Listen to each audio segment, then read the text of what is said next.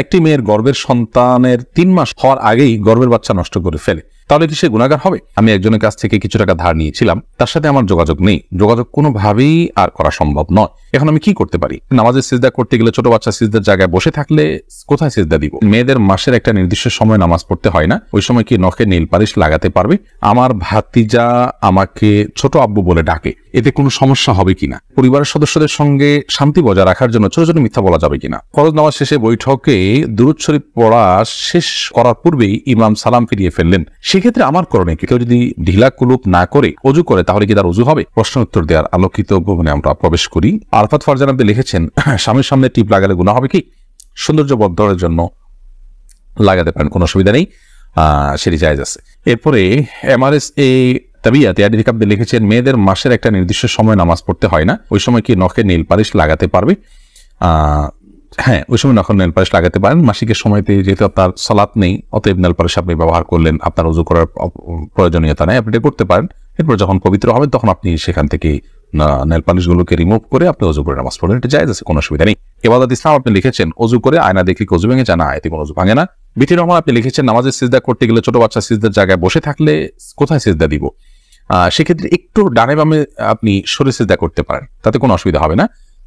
একটু এক কদম ডানে সরে গেলেন বা এক কদম বামে সরে গেলেন কিংবা এক কদম পেছে সরে গেলেন, কোনো অসুবিধা নেই। আর যদি কোনোই জায়গা না থাকে তাহলে এক হাতে আলতো করে বাচ্চাকে একটু সরিয়ে তারপর আপনি সিজদা করতে পারেন, কোনো অসুবিধা নেই। এরপরে চামেলি খাতুন আপনি লিখেছেন, পরিবারের সদস্যদের সঙ্গে শান্তি বজায় রাখার জন্য ছোট ছোট মিথ্যা বলা যাবে কিনা? ছোট ছোট মিথ্যা আর বড় বড় মিথ্যা, মিথ্যা সর্বাবস্থায় ঘৃণিত এবং জঘন্য অপরাধ, এটি মৌলিকভাবে করা যাবে না। তবে দুজনের মধ্যকার বিবাদ মেটাবার জন্য যদি মিথ্যা বলতে হয়, একজনের কাছে গিয়ে অন্যজনের ব্যাপারে ইতিবাচক কথা, এমন কোনো কথা বলা যাতে করে তাদের মধ্যে সম্পর্কটা জোড়া লাগে, তো সেটাকে শরিয়া জায়েজ রেখেছে। পরিবারের সদস্যদের মধ্যে যদি এরকম কোনো পরিস্থিতি তৈরি হয় তাহলে সেক্ষেত্রে ওই ধরনের মিথ্যা কথা বলা জায়েজ আছে। এছাড়া আপনি খেয়াল খুশির মতো আপনি মিথ্যা বললেন পরিবারের সদস্যদের মধ্যে, তথাগত শান্তি বজায় রাখার জন্য এটি জায়েজ নয়, বরং সত্যবাদিতার অভ্যাস আমাদের মধ্যে গড়ে তুলতে হবে। মিথ্যা আজ আমাদের রন্ধ্রে রন্ধ্রে ঢুকে গেছে, যার কারণে আমরা আমাদের কেনাকাটা, আমাদের কাজকাম, আমাদের শিক্ষা জীবন, আমাদের শিক্ষকতার জীবন, আমাদের কর্মজীবন, আমাদের জীবনের প্রতিটা ক্ষেত্রে আজ মিথ্যার সয়লাভ হয়ে গেছে। তো এই জায়গায় পরিবারের শান্তি বজায় রাখার নাম দিয়ে আবার তথাকথিত ছোট ছোট মিথ্যা বলার বিষয়টি কখনো অনুমোদিত হতে পারে না।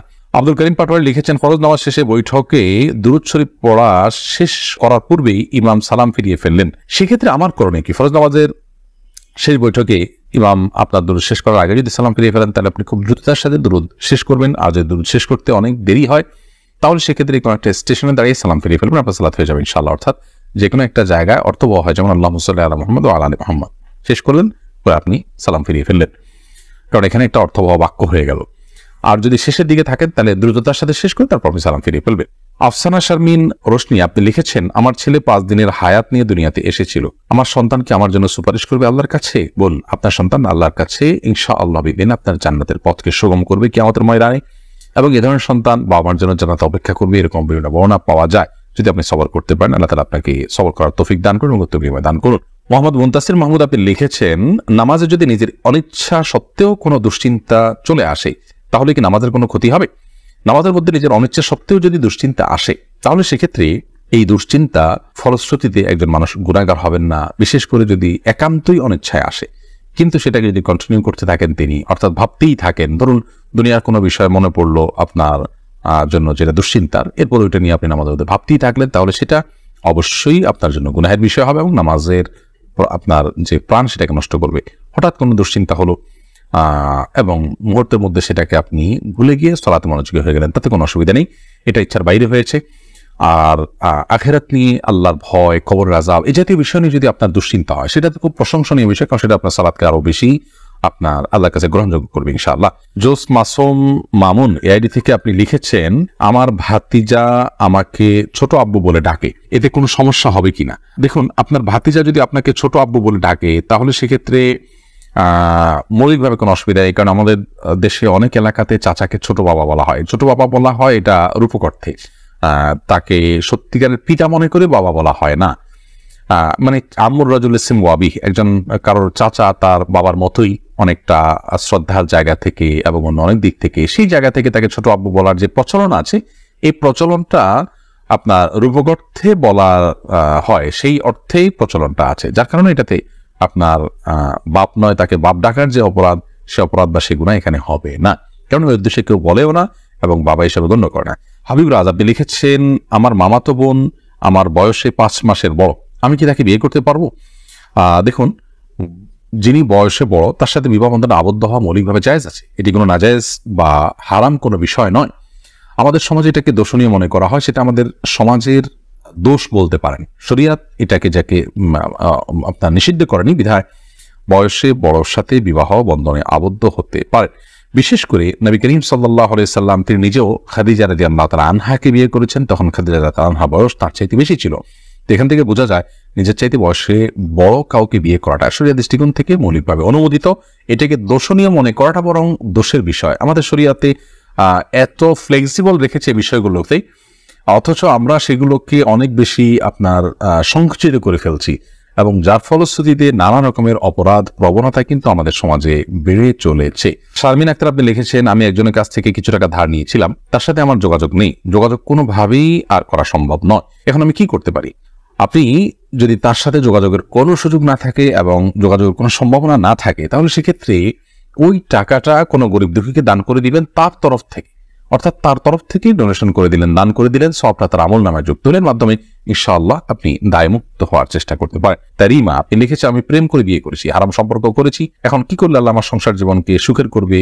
কোনো উপায় আছে কি? আমাদের দুদিন পর পর ছোট ছোট বিষয় নিয়ে অনেক ঝগড়া হয়, এখন আমরা কেউ কাউকে সহ্য করতে পারি না, এখন কি করলে আল্লাহ আমাদের শান্তি দিবেন? প্লিজ জানাবেন। বোন তারিমা, আপনারা আল্লাহর কাছে আগের কৃতকর্মের জন্য লজ্জিত হয়ে ধন্যবাদ ক্ষমা চাইবেন, চোখে পানি ফেলে মাপ চাইবেন যে আল্লাহ আমাদের অন্যার জন্য আপনি মাফ করে লজ্জিত থাকবেন। এর পাশাপাশি সুখী দাম্পত্য জীবনের জন্য আল্লাহর কাছে বিশেষভাবে দোয়া করবেন, সেই সাথে সুখী দাম্পত্যের জন্য যে আমলগুলো আছে সেগুলো করবেন, সবর এটার কসরত করবেন, যে ধৈর্য ধরে ধৈর্যের পাহাড় হওয়ার চেষ্টা করবেন, ইনশাআল্লাহ আল্লাহ তাআলা আপনাদেরকে সুখী করবেন। এ বিষয়ে আমাদের অনেকগুলো পরামর্শমূলক ভিডিও আছে, সেগুলো শুনতে পারেন। এমনি আলামিন লিখেছেন, কেউ যদি ঢিলা কুলুপ না করে অজু করে তাহলে কি তার অজু হবে? যদি পেশাবের পর পানি ব্যবহার করেন, তারপর আর পানি ফোঁটা পেশাব ফোঁটা না বাইর হয়, অজু হয়ে যাবে, ঢিলা করা তার জন্য ফরজ ওয়াজিব নয়।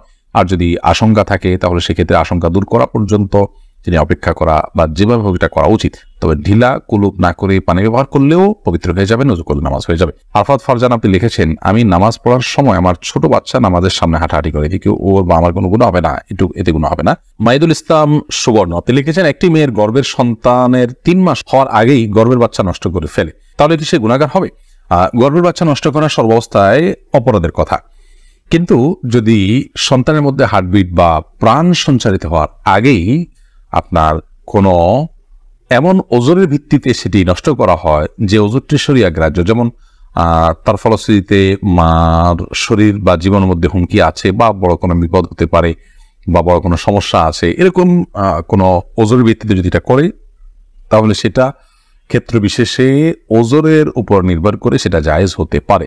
আর এমনিতে মনে চাইলো আর সন্তান নষ্ট করে ফেললো সামান্য ঠনক অজুহাতের ভিত্তিতে, এটি জায়েজ হবে না, এর ফলশ্রুতিতে মানুষ গুনাহগার হবে।